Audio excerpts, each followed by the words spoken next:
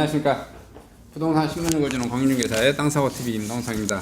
여당 공시가 인상 제한, 선거 때만 부동산 규제 푸는 척만 한다, 이런 소식입니다.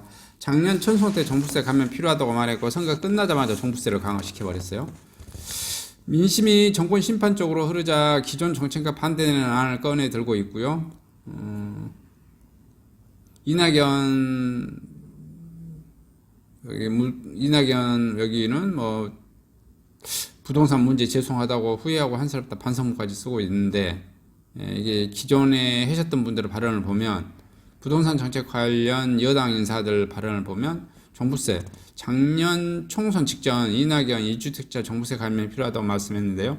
총선 압승 후 민주당 종부세를 더욱더 강화해야, 선거 때는 풀어준 척하고 선거 끝나면 바로 안면 몰수죠. 그다음에 공시가 관련돼서도 작년 11월 당정 공시가 10년에 걸쳐 공시지가 90%대로 올리기로. 근데 지난 23일 박영선 서울시장 후보 공시가 현실화 속도 필요하다. 또 선거가 되니까 이렇게 말씀하신 거죠. 그다음에 임대차 3법 작년 7월에 법 통과 후 김태년 전세 난민이 사라질 것이다, 이렇게 말씀했어요. 강하게 밀어붙였죠, 임대차 3법. 그리고 지난 30일 김종민 임대차 3법 전월세 폭등 부작용을 이런 것을 반성하는 그런 내용인 것 같아요. 더불어민주당 4.7 서울 부산 시장 보궐선거를 앞두고 부동산 공시가격 인상률 조정 카드를 들고 나왔습니다. 한국토지주택공사 사태와 종부세 공시가 인상으로 부동산 민심이 폭발하자 그동안 정책의 반대 정책을 선거용으로 꺼낸 것입니다. 민주당은 작년 총선을 앞두고 1주택자 종부세 완화를 약속했지만 총선 압승이 없던 일로 했고요. 이런 정부 여당은 부동산 정책이 정치권에서 평소에는 부동산이 단속반, 선거 때는 부동산 떴다방이라는 비판이 나왔습니다. 평소에는 부동산 단속반, 선거 때는 부동산 떴다방. 재밌는 표현이네요. 민주당 홍익표 정책위장이 30일 공시지가 인상 조정과 관련해 당에서 적극적으로 어떻게 조정하는 게 합리적인지 검토에 들어갔다며, 공정한 가시라는 점과 너무 급격히 인상을 경계할 것이라는 점을 모두 고려해 판단하겠다. 정부는 공시가격 현실화를 이유로 시세 대비 공시가 비율을 차츰 끌어올리려고 했는데, 지난해 평균 69%던 공시가격 현실화율을 2030년 90%까지 끌어올린다는 게 목표입니다.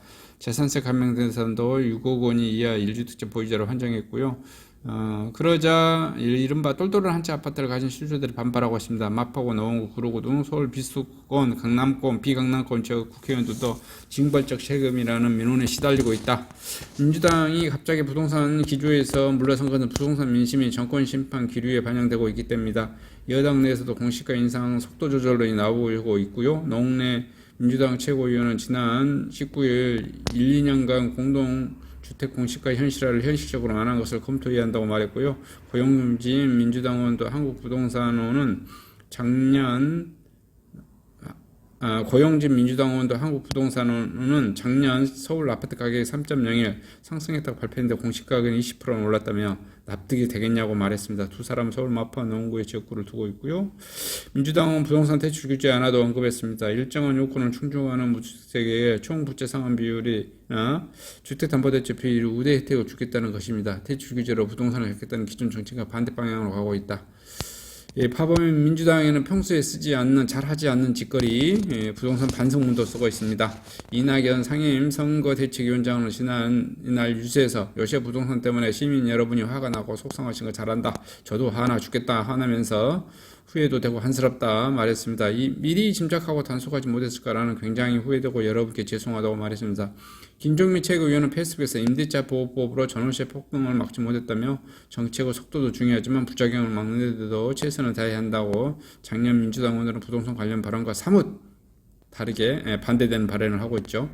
민주당 소속 윤호중 법제사법위원회위원장은 작년 8월 임대차 3법이 통과되자 국민이 지배노예에서 벗어난 일이 일어날 것이라며 김태년 원내대표도 전세난이 사라질 것이라고 말했었는데요. 정치권에서는 민주당 이 같은 조치가 선거인의 비판이 나옵니다. 민주당은 작년 4.15 총선 직전 1주택자에 대한 종합부동산세 완화를 약속했다가 총선 직후 오히려 종부세를 강화했고요. 작년 4월 초 이낙연 선거대책위원장은 1주택 실소유자가 다른 소득이 없는데도 종부세를 중과하는 것이 고통을 준다는 데 주장이 일리가 있다고 했다. 하지만 민주당은 선거가 끝난 직후 작년 4월 21일 12.16 부동산 대책을 원안대로 발표해서 종부세를 더욱더 강화하고 있었다. 여당은 그래서 이게 뭐 제목이 딱 맞는 것 같네요. 평소에는 단속반, 선거 때는 떴다방. 헌법학자들이 지금 3.29 투기 대책을 좀 우려하고 있습니다. 이게 이제 뭐냐면 부동산 부당이득 소급 몰수 전원 구속수사 모두 위헌 소지라는 거예요. 법치주의 선거를 앞두고 과잉징벌 일본도로 지금 하고 있고요. 지금 그 선거판에 그냥 다 매몰되는 것 같습니다. 법조계에서는 그 소급 적용이나 위헌 소지, 법치주의를 지금 또 한 번 다시 파괴하고 있다는 거죠. 국회의원이라고 법만 무조건 만들어낼 수 있으면 만든다는 것 자체가 발상 자체가 조금 문제가 있다 이거죠. 잘못한 것은 한 것이지만 그렇다고 과거에 잘못한 것을 현재의 법으로 만들어서 과거를 처벌한다고 하는 것 자체는 발상 자체는 굉장히 위험한 발상이죠. 왜 그러냐면 이제 그런 우리가 수천 년간 우리가 이게 해왔던 그 반영된 거예요. 한번 이런 것을 소급입법을 적용해서 하기만 하면 이제 뭔만 사태가 터지면 무조건 소급입법 적용해서 그냥 또 처벌하고 깜빵 집어넣어놓고 이렇게 되어질 거라 이거죠.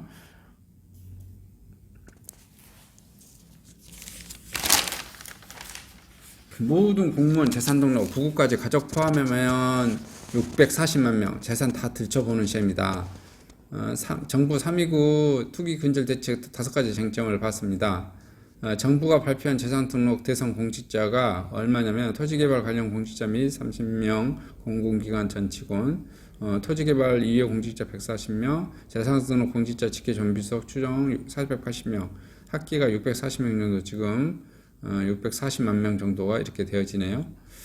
부당이득 5배 한수 가능할까? 부동산 차명 거리가 많아 처벌이 현 시장으로 어려울 것이다.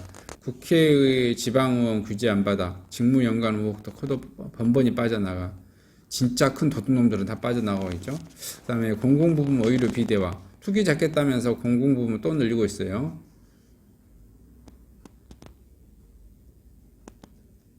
그 다음에 뒤늦게 검찰 투입. 민심이 들끓자 20일 만에 손 내밀어 검찰청 요구를 하고 있죠. 근데 또 이게 뭐 말이 좀 많아요. 검찰하고 실질적인 것은 검찰한테 수사를 주는 것인지 경찰 밑에서 정보만 제공하라는 것인지 믿을 수가 없는 이런 것 같아요.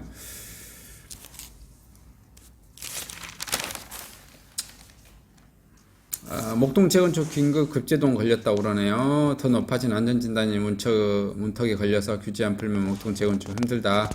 재건축 관림사 일단 좌절, 작년 9단지 이어 11단지도 탈락됐는데요. 주민들 비만 오면 천장시하는데 적정성 검토 진행 9개단지도 불안하다.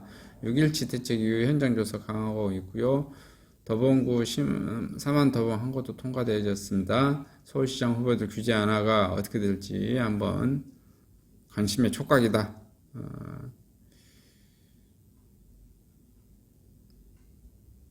그리고 패닉 바잉 지금 줄어들고 있다는 건데요. 서울 아파트 매매가 2년 만에 지금 최저 나오고 있습니다. 이게 지수 물량은 좀 줄고 있고요. 6월 달 뭐 이렇게 지나면 다시 또 달라질 것 같다는 생각 좀 들고요. 그 다음에 여당 아파트 공시가격 인상 속도 조절을 지금 펼치고 있는 것 같아요. 이게 선거만 되면 지금 그런 것 같아요. 홍영표 국회가 인상 경계해야 된다. 당에서 조정 방안 적극 검토해야 된다. 세폭탄 선거에 약자에 된 듯 판단하고 있습니다. 하여튼 그나마 선거가 있어서 뭐 다행인 것도 같은데 5억 뛴 10억당 올해 팔면 양도세 1.6억인데 내년에는 3억으로 2배 이상 올리겠다. 이런 또 내용이네요. 비사업용 토지 양도세 소득세 변화입니다. 취득가액 5억이고 10억에 팔면 양도차익 5억인데요. 과세 표준이 3억 4,750만 원이고 양도세율 기본세율의 10%, 산출세액이 1억 한 4천, 1억 한 5천 정도 되네요. 그래서 지방세까지 해서 한 1억 6천 정도. 근데 내년에는 5억에서 사서 10억에 팔았다. 그러면 양도차익 5억이고 과세표준이 4억 9,750만 원, 기본세율 20%를 적용시켜서 2억 7천만 원이 세액이 되고요. 여기다가 또 10% 부과시켜서 약 3억 이상 세금이 나올 것 같다, 이런 내용이네요. 공공 못 믿겠다는데 LA 지휘행 직접 꼬드기는 정부다. 정부의 이사대책 심폐소생하다 공공집회시행 이름도 바꿔 공공밴 3080 경비로 2차 후보지 반대 기류를 하고 있다. 첩보점 방불케 하는 서울시의 토지거래 보안 유지하고 있습니다. 개발 호재에 있는 곳 어디든 경기도원 땅 30억 벌기도 하고 있다. 경기도원 시장에 신고한 보유지 토지 살펴보면 김영천 영인 풍천동 임야 작년 신고액 19억 급등하고 있고요. 김인영 2018학대 땅 보유하고 있고요. 백군기 시장, 영산, 철원 등 전국 곳곳 4만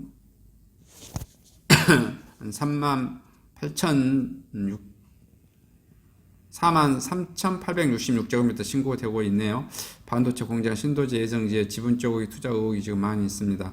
토지면적 순위 봐보니까 최종현 도의원 한 10만 제곱미터 되고요. 김규창 도의원 한 5만 제곱미터, 백군기 영인시장 한 4만 4천 제곱미터, 김인영 도의원 3만 4천 제곱미터, 전승희 도의원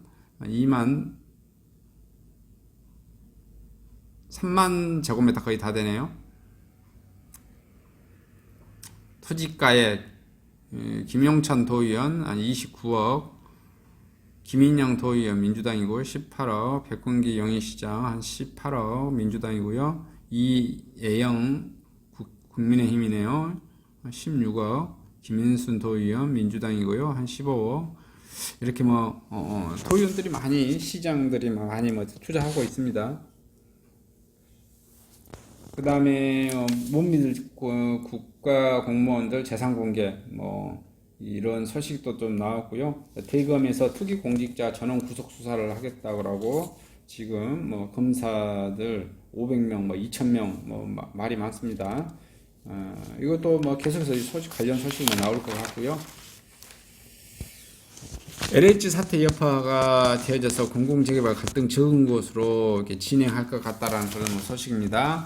공공재개발 2차 후보지 선정 일정이 3월 29일 후보지 선정합니다.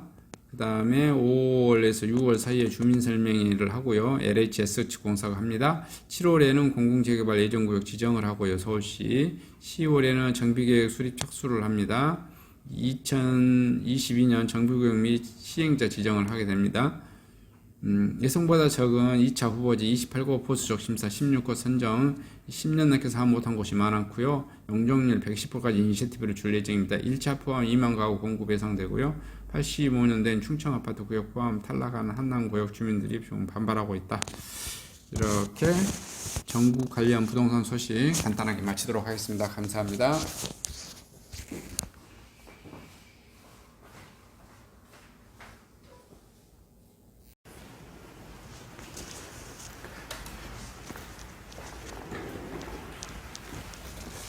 안녕하십니까. 저는 네이버 카페 빛가람 혁신도시 카페를 운영하고 있는 카페직이고요. 카페 활동하고 있는 카페 부동산입니다. 나주 혁신도시에서 기반으로 하고 있습니다. 상가 토지 아파트를 전문적으로 하고 있고요. 또 삼성화재도 같이 활동하고 있습니다. 상가 통해서 임대차 매매하신 다음에 화재보험 같이 가입하시면 중개수수료 절반 정도 할인해 드립니다. 그리고 삼성화재의 의료실비, 운전자 보험, 자동차 보험, 화재보험, 적금, 치아보험, 연금보험, 상해보험, 통합보험, 자녀보험, 간병보험, 당뇨보험 이런 것도 모두 한꺼번에 취급하고 있습니다. 보험을 또 가입하게 되시면 또 이렇게 저를 통해서 상가 이렇게 임대차 내시고 하시면 네이버 카페 빛가람 혁신도시 카페에 홍보를 해드리고요. 유튜브에도 이렇게 홍보를 해드립니다. 그리고 이벤트 행사를 해서 여러분의 매장에 손님들이 찾아갈 수 있도록 이렇게 해드리고 있습니다. 물론 이벤트 비용은 제가 부담해 드립니다. 저를 통해서 많은 사업 같이 윈윈할 수 있도록 도움을 주셨으면 감사하겠습니다.